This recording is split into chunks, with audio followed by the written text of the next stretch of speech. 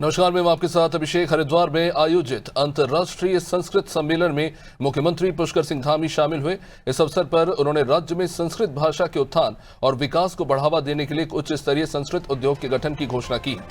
उन्होंने कहा कि भारतीय ज्ञान परंपरा, वैश्विक ज्ञान के विकास में संस्कृत का योगदान विषय पर आयोजित ये सम्मेलन भारतीय संस्कृति की गौरवशाली जड़ों को विश्व मंच पर मजबूती से प्रस्तुत करता है। मुख्यमंत्री ने बताया कि 2 दिवसीय सम्मेलन में भारत और विदेशों के विद्वान संस्कृत की समृद्ध ज्ञान परंपरा पर गहन विचार विमर्श करेंगे, जो भाषा के पुनरुत्थान की दिशा में प्रेरक कदम है।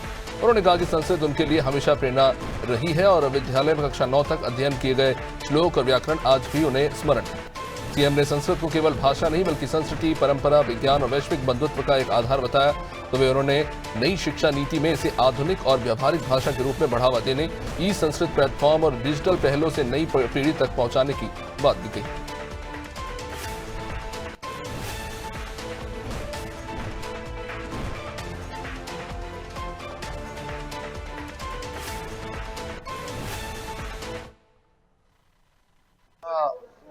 प्रयास यहाँ पर किया गया है कि संस्कृत भाषा का अंतर्राष्ट्रीय स्तर का सम्मेलन यहाँ पर आयोजित किया गया है। देश दुनिया से अनेक विद्वान यहाँ पर संस्कृत के बारे में चर्चा कर रहे हैं, विचार विमर्श कर रहे हैं। और संस्कृत हमारी देव भाषा है, उसका प्रचार प्रसार हम सबको करना चाहिए। संस्कृत केवल पूजा पाठ तक ही सीमित नहीं रहनी चाहिए, ये जन जन की भाषा बननी चाहिए, आम बोलचाल की भाषा बननी चाहिए। उसको लेकर हमारी सरकार प्रयास कर रही है और हमारी राज्य के अंदर द्वितीय भाषा का दर्जा भी संस्कृत को दिया गया है।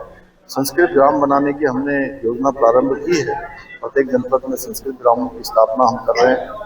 अन्य भी जो काम हम आगे बढ़ा रहे हैं।